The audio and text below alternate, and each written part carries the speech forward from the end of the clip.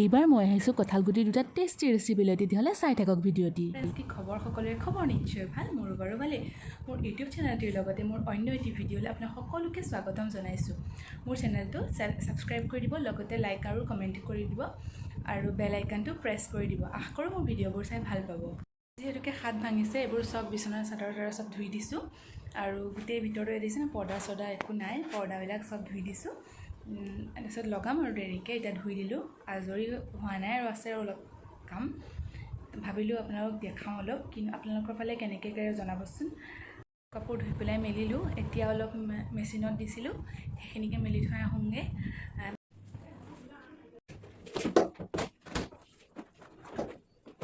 কাপোৰ আছে আগফাল পিছফাল চবতে সকলোৰে চাগে একেই গুটি, সকলোকে কাপোৰখিনি মেলি থওঁগৈ।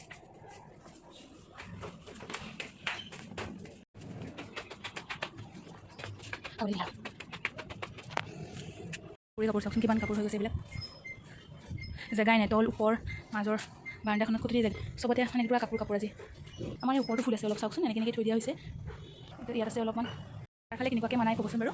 আমাৰ দেউতাহঁতে বাৰু আমতি বুলি কয়, আজিকালি ছাগলী মাংস খায়েই চাওকচোন। তাৰফালে কেনেকুৱাকৈ ঠাই ভেদে বাৰু অলপ বেলেগ বেলেগ, নিয়মবিলাকতো সকলোৰে একেই বাৰু। আৰু মানুহৰ শৰীৰৰ লগতে কথাটো যিমান পাৰে সিমানে ধুব, বেছিকৈ ক'ত পাৰিব, হয়নে নহয়?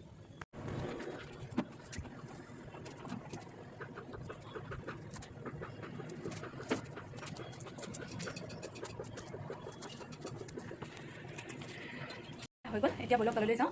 বহুত দেৰি হ'ল, ৰাতিপুৱাৰ পৰা আমি কিবা এটা আনি আৰু ৰেডি টু ইট তেনেকৈ কৰিলোঁ আৰু যি আছিল তেনেকৈ খাই দিলোঁ আৰু লগতে একাপ চাহ। আৰু এতিয়া বলকচোন কি বনাওঁ, বিশেষ আজি তেনেকৈ নহ'ব চাগে, বনাম আৰু তেওঁ মানে ৰাতিপুৱা সময়ত মই পিটিকা বনাইছিলোঁ দুবিধ, তাকে ভাবিলোঁ আপোনালোকৰ লগত শ্বেয়াৰ কৰোঁ। আহকচোন তেতিয়াহ'লে চাই কেনেকুৱা পাই ক'ব। আজি বিশেষ তেনেকুৱা একো ৰেচিপি দিব নোৱাৰিম, ইমান কাম আজি, তাৰপিছত আৰু ভিডিঅ' কৰি থাকিবলৈও টাইম নহয়। আহক তেতিয়াহ'লে মই পিটিকাৰে দুটা ৰেচিপি দিওঁ।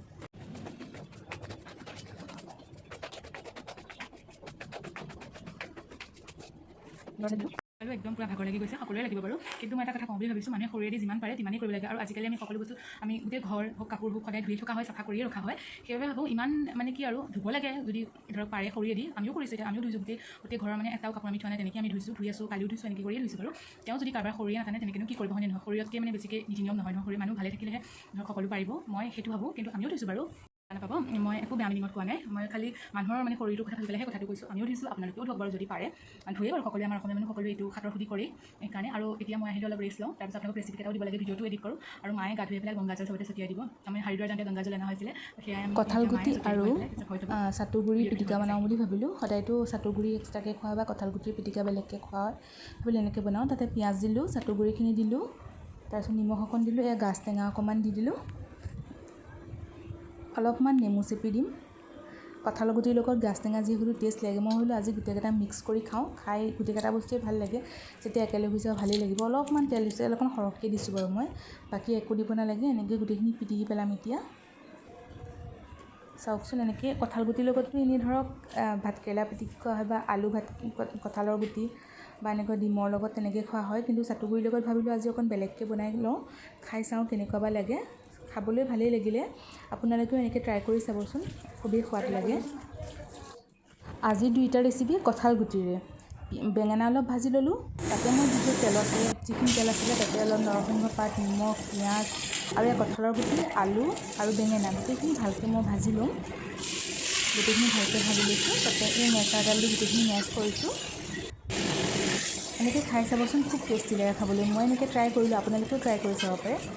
এনেকৈ মেচাৰেদি ধুনীয়াকৈ হেৰি কৰি দিলোঁ, মেছ কৰি দিলোঁ, দেখিছেনে বাৰু? কি ধুনীয়াকৈ মেছ হৈ গ'লে। তাতে এখন কেঁচা পিঁয়াজ দি দিলোঁ, অকণমান নেমু দি দিলোঁ আৰু গোটেইখিনি ভালকৈ এবাৰ লৰাই পেলাই মই কেৰাহীৰ পৰা নমাই দিলোঁ।